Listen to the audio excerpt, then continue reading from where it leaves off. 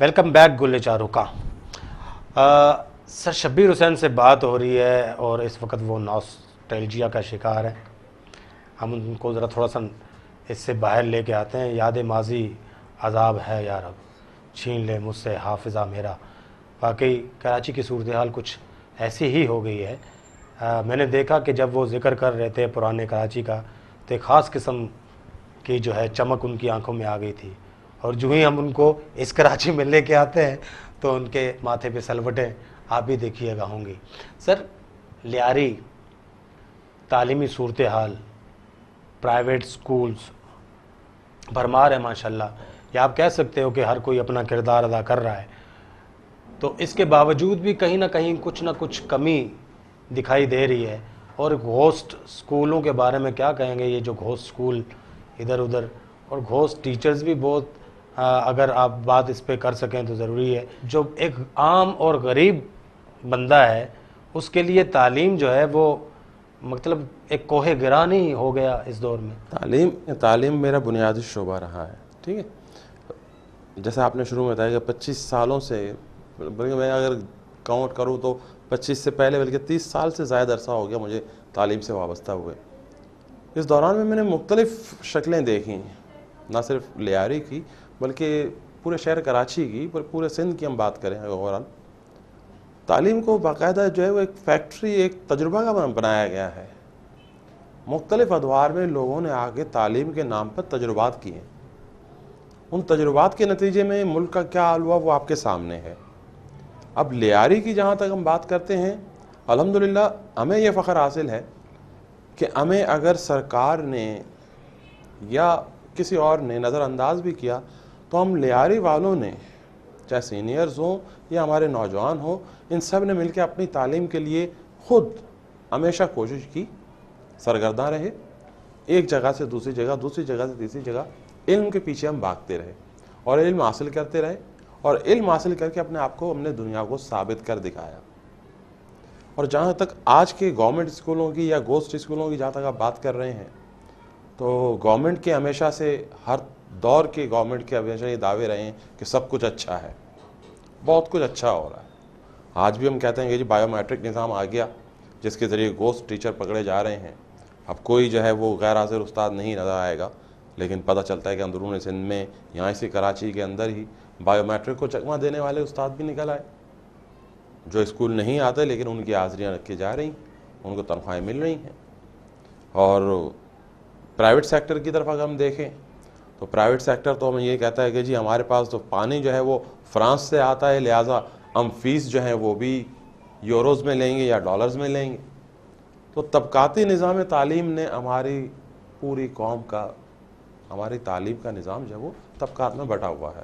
ابھی کچھ عرصے پہلے جو ہے ایک رپورٹ وش نیوز پر آئی تھی inter college for science, commerce and arts کے حوالے سے. وہاں پر جب پتہ کیا گیا تو سیکٹری کے کچھ چہیتے ٹیچرز جو آتے ہی نہیں ہیں کالج میں، لیکن وہاں پر جو ہے وہ تنخواہیں وہ لے رہے ہیں. تو اس قسم کی صورتحال، جیسے حکومتی کچھ مجبوریاں ہیں، کچھ گورنمنٹ اداروں میں کام کرنے کی مجبوریاں ہیں، وہ مجبوریاں ان کے پاؤں کی زنجیر ہیں، لیکن اس کے باوجود بھی انہوں نے بہت سارے نوجوانوں سے، جیسے عمیر رزاق ہے اور ایک اور جو ہے نا وہ ٹیچر ہیں شبانہ خدا بخش کے نام سے، وہ وہاں پر جا رہی ہیں اور ٹیچر بھی آ رہے ہیں. ایک تحریک بہرحال پیدا ہو گئی ہے، سول سوسائٹی اپنا کردار ادا کر رہی ہے. لیکن سر صرف سول سوسائٹی، لیاری کی صرف سول سوسائٹی نے ہی کام کرنا ہے؟ جب تک کہ اس میں حکومتی، اور خصوصاً میں کہوں گا کہ لیاری کے اپنے لوکل ہمارے منتخب نمائندے اس میں اپنا کردار ادا نہیں کریں گے، تب تک ہمارے تعلیمی اداروں کا مستقبل تاریک ہے.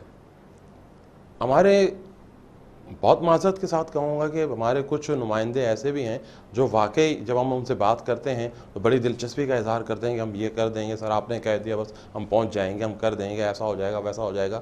لیکن پھر وہی تعلیمی پالیسیاں، سسٹم کی خرابی، یا تو کچھ کہنا چاہیے کہ ان کی پارٹی کی پالیسی ایسی ہے کہ جس کی وجہ سے ان کی آواز شاید وہاں تک نہیں پہنچ پاتی جہاں وہ پہنچانا چاہتے ہیں.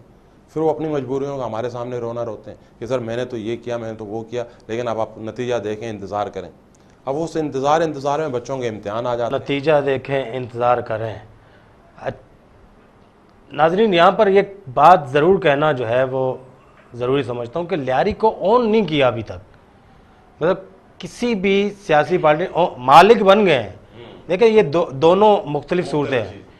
آن کرنا اور چیز ہوتی ہے، مالک بننا اور چیز ہوتی ہے.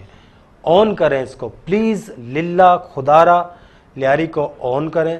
لیاری کی سول سوسائٹی اگر اتنی مطلب ان کے شعور کی آنکھ کھل چکی ہے کہ وہ یہ کردار ادا کرنے آگے بڑھ رہے ہیں، یہ پھر کوئی اور بھی کردار ادا کرنے آگے بڑھ جائیں گے. اپنی آنکھیں کھول لیں پلیز. کی بات یہاں ذرا کاٹنا چاہوں گا کہ دیکھیں جو لیاری کے آپ نے بات کی، اس پورے سیناریو میں ایک بہت منفی جو رول رہا ہے ہماری مین اسٹریم میڈیا کا رہا ہے. اب جس رپورٹ کا آپ نے ذکر کیا، وش نیوز کی آپ نے رپورٹ کا ذکر کیا انٹر کالج کے حوالے سے، آپ نے رپورٹ کی، آپ نے کوٹ کیا، اس کے بعد کسی کو خیال تک نہیں آیا کہ جی ہمیں اس کا ذکر کرنا چاہیے. یہ ایک ایسا پوائنٹ تھا، ایک ایسا ویلڈ پوائنٹ تھا جس کو اٹھانا چاہیے، کسی نے نہیں اٹھایا. لیکن وہیں آپ نے اسی چینل پر آپ نے ہی ایک رپورٹ کوٹ کی ٹرپل بی کا، بابر آئی تھنک ایک بابر ببن بلوچ. اب وہ اسکیٹر ہے، باصلاحیت نوجوان کھلاڑی ہے، اس کا آپ نے ذکر کیا، وہ بھی ٹھیک ہے، پلس پوائنٹ ہے. لیکن اس کو کتنے میڈیا چینلز نے، مین اسٹریم میڈیا چینلز نے اس کو ہائی لائٹ کیا اور اپنے ناموں سے پیش کیا. وہ تو مجبوری بن گئی تھی سر، کیونکہ وہ وائرل ہی اتنی ہو چکی تھی. ٹھیک ہے، کیونکہ وہ ان کی مجبوری بن گئی. دیکھیں اب میں یہاں جو کہنا چاہ رہا ہوں، دیکھیں جب آپ اس کو دکھا سکتے ہیں تو اس رپورٹ کو بھی تو وائرل کر سکتے ہیں. جب آپ نے اس کو دیکھا، اس کا مطلب ہے کہ آپ وش نیوز کو فالو کر رہے ہیں، آپ وش نیوز کی رپورٹوں کو دیکھ رہے ہیں، تو یہ ایک پازیٹیو ہے اور ایک بہت ضروری ہے. تو اس کو بھی تو آپ اپنے مین اسٹریم میڈیا میں جگہ دیں. آپ نے اس کو نہیں دی. کیوں نہیں دی؟ کیونکہ یہ وہ مقام ہے جہاں پہ پر جلتے ہیں. مین اسٹریم میڈیا بھی لیاری کے حوالے سے اپنا کردار اس طرح ادا نہیں کر رہی جیسا کہ حق ہے ادا کرنے کا. یہ سر شبیر حسین کہہ رہے ہیں اور واقعی بات ویلڈ ہے کہ آپ نے ہمیشہ مکھی کا کردار ادا نہ کریں کہ پورا جسم صاف ہے، اگر ایک جگہ تھوڑا سا زخم ہے تو وہیں پہ آ کے بیٹھنا ہے. پلیز ذرا تھوڑا سا انسان کی طرح سوچیں، انسانیت کے نام پر سوچیں، تو آپ کو لیاری کے اندر بہت ساری اچھی چیزیں بھی ملیں گی. کس نے کہا کہ آپ بری چیزیں ہائی لائٹ نہیں کریں؟ بالکل کریں. یہ لیاری ڈگری کالج جو ابھی انہوں نے بتایا بغدادی تھانے کے جو سامنے والا کالج ہے لڑکیوں کا، اس کو بھی آپ ہائی لائٹ کرتے. سر جو ہے پروگرام چونکہ سمٹتا جا رہا ہے، ہم زیادہ سے زیادہ آپ سے فائدہ اٹھانا چاہ رہے ہیں. شاعر کون پسند ہے سر آپ کو؟ شاعروں میں میں ذکر کروں تو بڑی آپ کو ہنسی بھی آئے گی یا میرے مزاج کا کچھ اندازہ ہو جائے گا. سب سے پہلی جو میں شاعروں میں نام لوں تو وہ پروین شاکر ہے. بڑا مسکرا کے اور بڑی آنکھوں کو جھکا کے یہ بات کہی. اس کے ساتھ ایک کہانی جڑی ہوئی ہے. بھابھی آپ دیکھ رہی ہیں نا، ذرا پروگرام کو دیکھ لیں. میں اسی طرف آ رہا ہوں. اس کے ساتھ یہ کہانی جڑی ہوئی ہے کہ پروین شاکر میری پسندیدہ شاعرہ میں، چونکہ احمد ندیم قاسمی اور فیض تو آلریڈی مجھے پہلے ہی پسند تھے، لیکن پروین شاکر جب نئی آئیں سامنے اور ان کی شاعری میں ایک نسائیت کا ایک نیا پہلو تھا، ایک بالکل نئے انداز کی شاعری لے کر آئی تھیں اور اردو ادب میں اپنے طرز کی ایک واحد شاعرہ تھیں، بولڈ تھی. تو ان کی شاعری نے مجھے بڑا متاثر کیا. تو میں بعد میں جب شادی کے بعد ملاقات ہوئی اور جب باتیں نکلیں اور وہ خطاب دوبارہ پلٹ کے میرے پاس آئی تو میں بڑا اچنبھے میں رہ گیا کہ یہ کیا صورتحال. وہ کہتے ہیں نا کہ مرزا غالب کے یہاں جیسے چراغ تلے اندھیرا، اردو اسپیکنگ ہونا ایک الگ چیز ہے، لیکن شاعری کا ذوق رکھنا یا اعلیٰ ذوق رکھنا وہ ایک الگ معاملہ ہے.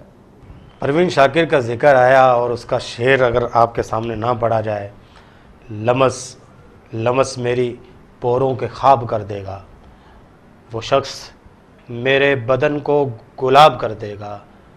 میں جھوٹ بولوں گی، میں سچ بولوں گی مگر پھر بھی ہار جاؤں گی. وہ جھوٹ بولے گا مگر لاجواب کر دے گا. باقی پروین شاکر شاعری اس کا ایک انگ جو ہے وہ بالکل ہی حالانکہ اس وقت جو ہے وہ کشور ناہید تھی، کشور ناہید تھی، فہمیدہ ریاض تھی، عزا جعفری موجود تو تھی. انہوں نے اپنا جو ہے نا ایک اپنا نیا راستہ، بالکل ایک نیا راستہ، اور اسی چیز نے مجھے متاثر کیا. آپ کو کون سی غزل ان کی زیادہ پسند ہے؟ وہ تو خوشبو ہے ہواؤں کو لے کر جائے گا، مسئلہ پھول کا ہے، پھول کدھر جائے گا. تو یہی مسئلہ اس وقت لیاری کا ہے. واہ واہ واہ واہ.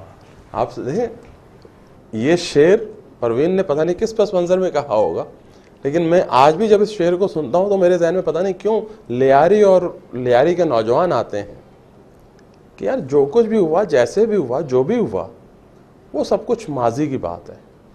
اب جو ہمارے نوجوان ہیں جو اتنا کچھ کرنا چاہتے ہیں، جو کر رہے ہیں، جن کو مواقع مل رہے ہیں باہر جانے کے، جو چاہیں تو آج بھی ویزا پاسپورٹ لے کر نکل جائیں دنیا میں، ڈالر چھاپنے کو ان کو بھی مواقع مل رہے ہیں، لیکن وہ نہیں جا رہے، اپنی مٹی سے جڑے ہوئے ہیں، یہیں کام کرنے کا چاہتے ہیں. عمیر رزاق کا جیسے آپ نے ذکر کیا، تو وہ اس کو کیا ضرورت ہے کہ وہ آ کر والنٹیری رضاکارانہ طور پر مختلف کالجز میں اپنی کلاسز دے رہا ہے؟ یہ کیا جذبہ ہے؟ یہ وہ مٹی کی وہی بات ہے نا کہ آنرشپ. ہمارے ہاں مالک آئے ہیں، آنرز نہیں آئے ہیں، آنرز ہم خود ہیں. ہمارے یہ نوجوان ہیں، تو مسئلہ ان نوجوانوں کا ہے کہ ان نوجوانوں کا کیا ہوگا؟ مسئلہ تو پھول کا ہے. بالکل. یہ نوجوان جو ہے لیاری سے بہت زیادہ محبت کرتے ہیں، اور ہمیشہ میں نے ان کے اندر جو ہے نا ایک تڑپ دیکھی ہے، اور وہ دعا کرتے رہتے ہیں کہ میرے خدا مجھے اتنا تو معتبر کر دے، میں جس مکان میں رہتا ہوں اس کو گھر کر دے، میں اس زمین سے کٹ کر جیوں تو میرے خدا اجاڑ دے میری مٹی کو در بدر کر دے. تو یہ ہیں وہ نوجوان جو تو یہ جو نوجوان ہیں، یہ جو یہ لیاری کے سپوت، ظاہری بات ہے ان کو بھی آپ جیسے کچھ اچھے اساتذہ مل گئے ہوں گے. ان کے لیے مختصراً بہت مختصراً کیا پیغام دینا چاہیں گے جو ایک جملے میں ہو؟ بس میں تو صرف یہی ایک کہہ سکتا ہوں کہ اپنی مٹی پہ چلنے کا سلیقہ سیکھو. سنگ مرمر پہ چلو گے تو پھسل جاؤ. جب تک اپنی مٹی سے جڑے رہیں گے یہ دنیا اپنی خود تعمیر کر لے گی. ان میں وہ طاقت، بقول اقبال وہ شرار رہے مجھے نظر آتے ہیں جو پوری دنیا کو جلا بھی سکتے ہیں، بنا بھی سکتے ہیں. تو میں چاہتا ہوں کہ کوئی ایسا رہنما ہو، کوئی ایسا منتظم ہو سکتا ہے ہم تو نہ رہیں، ہمارے بعد ہی صحیح کوئی ایسا کوئی فرد آئے جو ان نوجوانوں کو ایک راستے پر، ایک ٹریک پر لے جائے. یقینی طور پر آپ دیکھیں گے کہ یہ نہ صرف لیاری بلکہ پاکستان آپ کو دنیا میں لیڈ کرتا ہوا نظر آئے گا. علامہ اقبال کہتا ہے کہ جوانوں کو پیروں کا استاد کر. اب لیڈر بھی یہی ہیں، اب ان کو لیڈر کی ضرورت نہیں ہے. یہ آگے بڑھیں گے، یہ اپنے راستے بھی تیز پانی کی طرح خود تلاش کریں گے. چٹانوں پہ ضربیں لگاتے ہی رہنا تو پھر دیکھنا تیز پانی کا بہنا. سیاہ رات کی تیرگی میں رہو گے تو صبح کے پہلے ستارے بنو گے. گولے چاروں کا میں پروگرام بعد بوتا ختم تیمے پروگرام یک نوکے مہمان آگوش میرے مسائل اور اجازت بھی دیے. اللہ ہے.